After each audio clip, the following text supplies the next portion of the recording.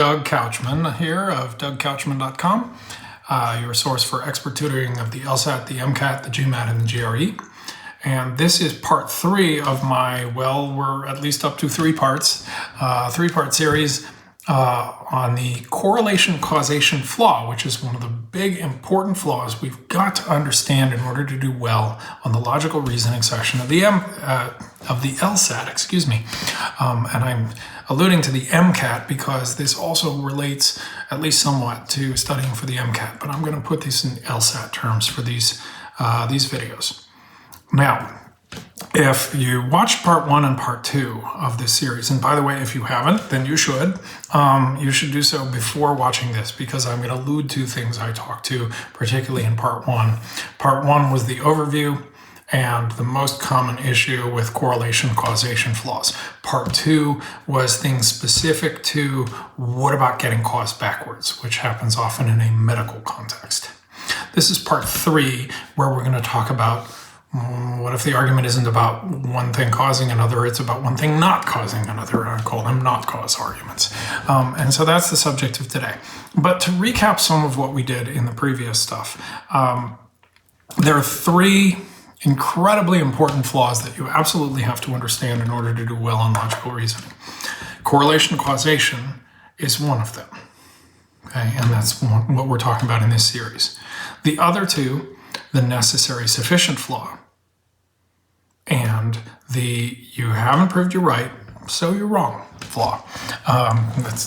There's probably a much better succinct way to say that, but that really captures the essence of it. All right, so this series is about the correlation causation flaw, one of the big 3. There are other flaws that have names.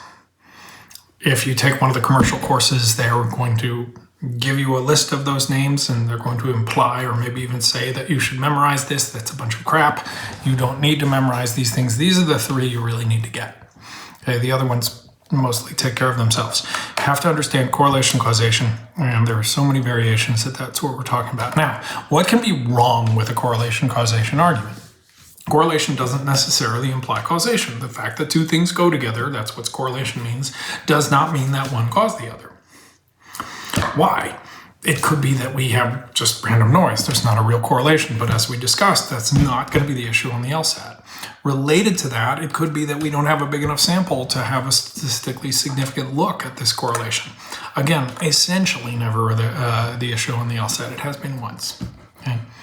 Our data could be just sloppily collected. They're just bad data, not the issue on the LSAT. On the other hand, the biased data, I'm looking at the wrong sample. Okay. Now, the fact that a biased collector collected them, that's an issue on the MCAT, or that's an issue in your actual drug studies, say, because we're supposed to, there are reasons that we blind and double-blind studies. It's because people are biased. And you can't, there's both conscious and unconscious bias. But on the LSAT, the bias issue we're looking at is you sampled the wrong group. You've got correlations measured for one group, and then you're applying it to a different group, okay? Usually a larger one. That can be an issue. But most often, you can also have sort of timing issues rolled into there. Most often, there are 2 issues. The first and most common, well, first because it's most common, maybe, okay, these 2 things go together, but maybe something else is causing that relationship. It's not one of those 2 things, it's a third factor. Or maybe these 2 things go together, and you're right that one causes the other, you're just wrong about which one. Okay, it's not that A causes B, it's that B causes A. Much less common. We had part 2 is really devoted to that one because it's complicated. It's often in scary sounding medical and biological problems, problems about medicine and biology. The issue in this video is when we've got what I call a not cause problem. Correlation causation, 2 things go together. A goes with B, so conclusion, A causes B. Or conclusion that has implicit in it that A causes B.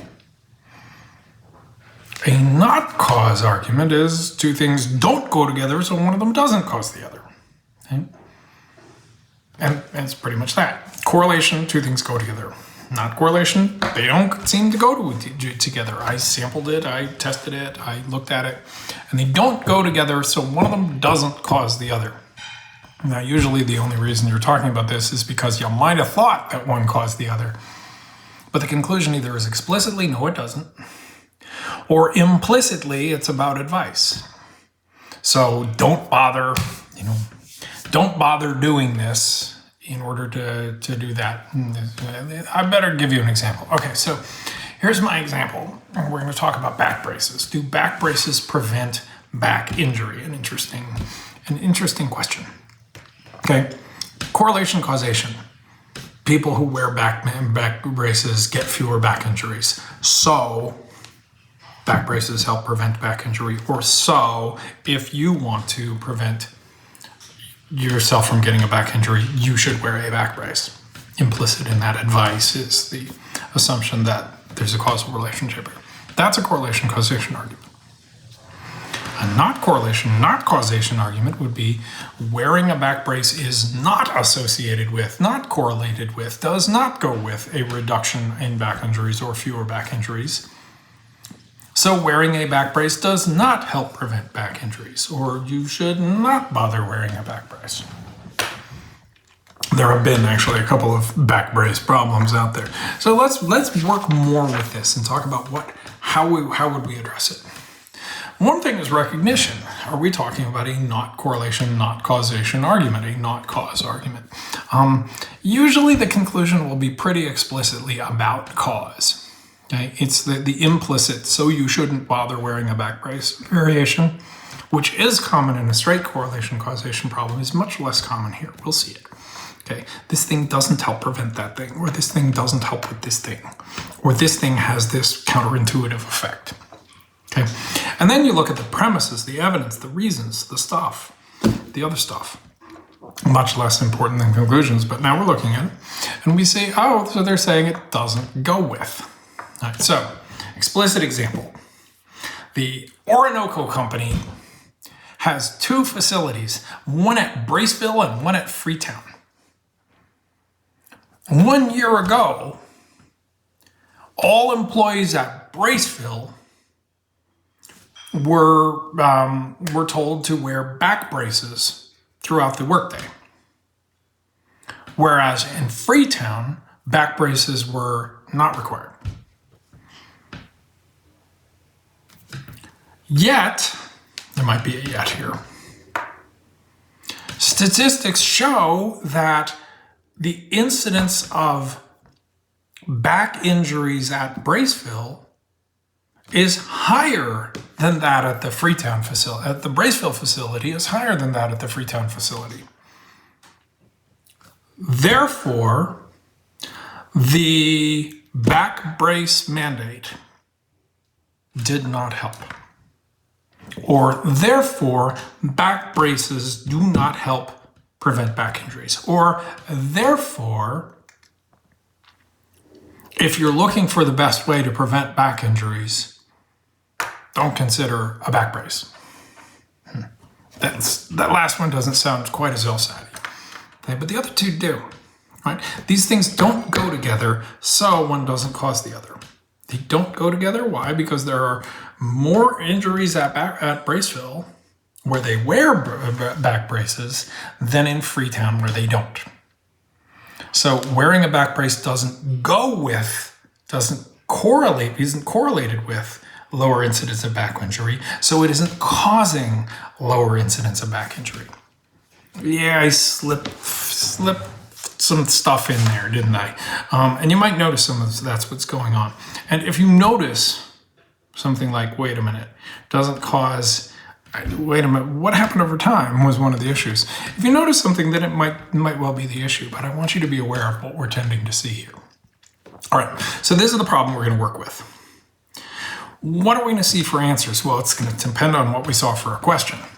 Most often, with a not cause argument, we're going to see a weakened question. Okay? We can also see strengthened questions. We can also see flaw and necessary assumption questions, but they're less common. Okay, we're going to talk about all four of them. But let's think at first in terms of what would weaken this argument. And now, well, first of all, think factually. They wear back braces at Braceville, and they still have more back injuries than at Freetown. Why is that? Okay, the issue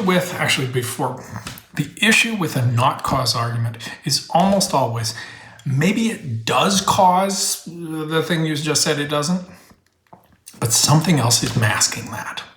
Okay? Something else is causing you not to see it in the correlation. Okay? And it's not going to be bad data, and it's not going to be sample size, because it never is those things. Okay? It might be the wrong sample, bad data in that sense. But there's some other reason. Maybe back braces, the conclusion is, let's go with the conclusion, back braces don't cause a reduction in back injuries. And so let's weaken that. Well, what if back braces do cause a reduction in back injuries, but for some reason we're not seeing it in our stats? Why would that be? Again, it will not just be random noise, and it will not just be sample size, not on the LSAT. It'll be that there's something's hiding this. For example, maybe at Braceville, they do a lot of lifting. This is the Orinoco Company warehouse, whereas Freetown is the headquarters where, all the executives never, even lift their own coffee cups. Okay. Now, do we know that lifting causes back injuries? Maybe we don't know that, but it would be perfectly reasonable. And that would be something that would weaken the argument. If we were told, and why would we be told this? Because it's in the answer choice, that they do more lifting at Braceville than in Freetown. Then that might be why, we see just as many or even more back injuries at Braceville, even though they're wearing the back brace. But the back brace is actually helping. It's just that, that's overcome in this case by the fact that they're doing things that tend to injure the back. That is always the issue in a not correlation, not causation arguments, is something else masking it. Okay, something else, you could think of it as really a population thing. Okay, and it usually is a sample problem in some sense. But it's much easier to think about it is there something else going on? Is there something else, some reason I don't see, in this case, an improvement? By the way, improvement. I said, you might have noticed. Okay. Today, back injuries are still higher at Braceville than at Freetown. But maybe last year, before I implemented the back brace policy, they were 3 times higher than that. And that would also weaken the problem. That tends not to be the sort of thing we get at. Okay. Another thing that we get at, another variation on timing, maybe it takes 5 years for back injuries to manifest themselves. And remember, the problem said we've only had the back brace policy for 1 year. That is often an issue in correlation causation arguments. It is not often an issue in not correlation, not causation arguments. Okay. The issue is almost always something else masking it.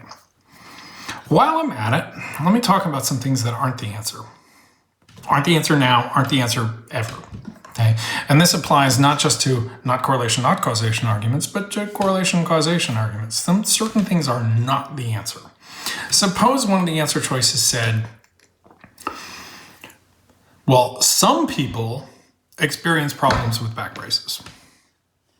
The fact that it's about some people means it cannot be the answer to this question, to weakening it, strengthening it, whatever. Okay? It's not the answer. The reason, and this applies generally on any LSAT problem that is about a big group on averages, is unaffected by the presence of perhaps some exceptions, or unaffected by what's true of a few people. How many is some? Not enough to affect a problem about a big population. How many is many? Same thing. Okay. What if it's many people find yada, yada, yada about back braces? Don't care. Because how many is many? Many is some. And how many is some? I don't know, 2. Okay. How many is many? 3. Depends on the context. But in the context of the LSAT, it's never enough to change a pattern. The presence of possible exceptions to a pattern, even if they really are exceptions, and sometimes they're not, but the presence of exceptions to a pattern never changes the pattern on the LSAT. Okay? Often they hide this. They don't just say, some people. They talk about the ones with the most serious problems, or the most serious back injuries, or the most dangerous, the least.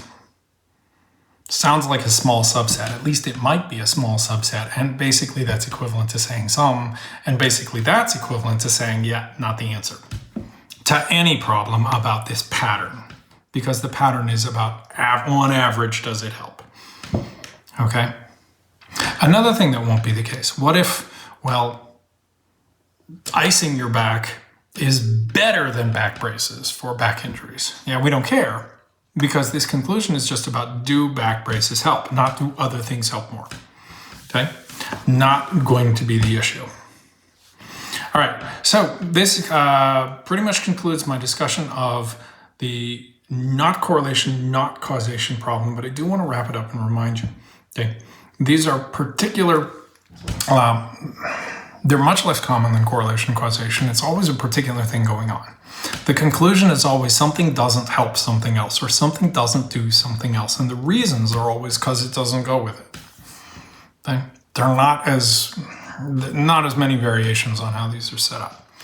We're usually asking a weaken question. What would weaken it? Something else. It actually does cause the thing you said it doesn't cause, but something else is masking it.